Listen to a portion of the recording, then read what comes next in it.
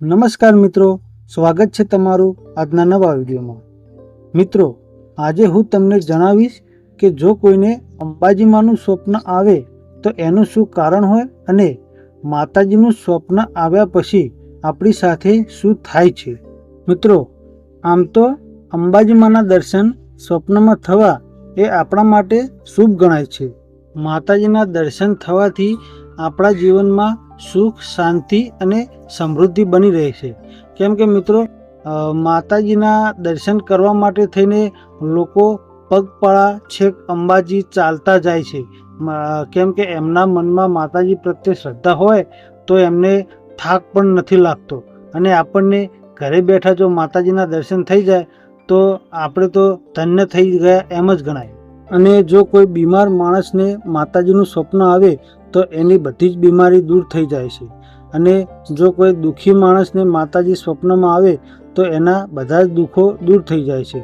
અને જે માણસ અંબે માની ભક્તિ કરતો હોય, પૂજા કરતો હોય અને એને માતાજી સ્વપ્નમાં આવે તો એના માટે તો ખૂબ જ સારી વાત કહેવાય। અને માતાજી કંઈક ના કંઈક સંકેત સ્વપ્નમાં આપતા હશે। જો માતાજી સ્વપ્નમાં આશીર્વાદ આપતા દેખાય તો એવું સમજવાનું કે આપણી કરેલી ભક્તિનું ફળ આપણને મળી ગયું અને અંબેમાં આપણાથી પ્રસન્ન થઈ ગયા છે। અને જે લોકો અંબાજી માની પૂજા પાઠ ના કરતા હોય, ખાલી માતાજીને સાચા હૃદયથી મનમાં જ યાદ કરતા હોય ને, અને જો આવા લોકોને માતાજીનું સ્વપ્ન આવે ને તો પણ એમના જીવનમાં રહેલી બધી મુસીબતો માતાજી દૂર કરે છે અને સ્વપ્નમાં આવીને માતાજી આશીર્વાદ આપે છે। કેમ કે જ્યારે આપણે કોઈ પણ દેવી દેવતાને આપણા મનમાં બેસાડી દઈએ છીએ ને ત્યારે એ માતાજી રાજી થઈને આપણને સ્વપ્નમાં આશીર્વાદ આપે છે।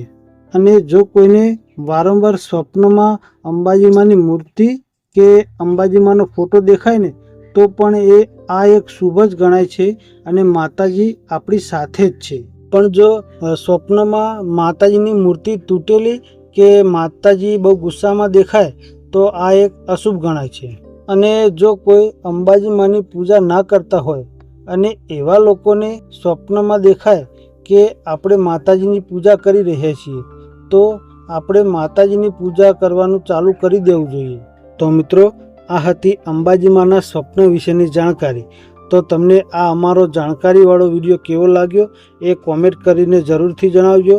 અને જો વિડીયો પસંદ આવ્યો હોય તો વિડીયોને લાઈક કરી શેર કરજો અને અમારી આ ચેનલને સબસ્ક્રાઈબ ના કરી હોય તો સબસ્ક્રાઈબ જરૂરથી કરી લેજો।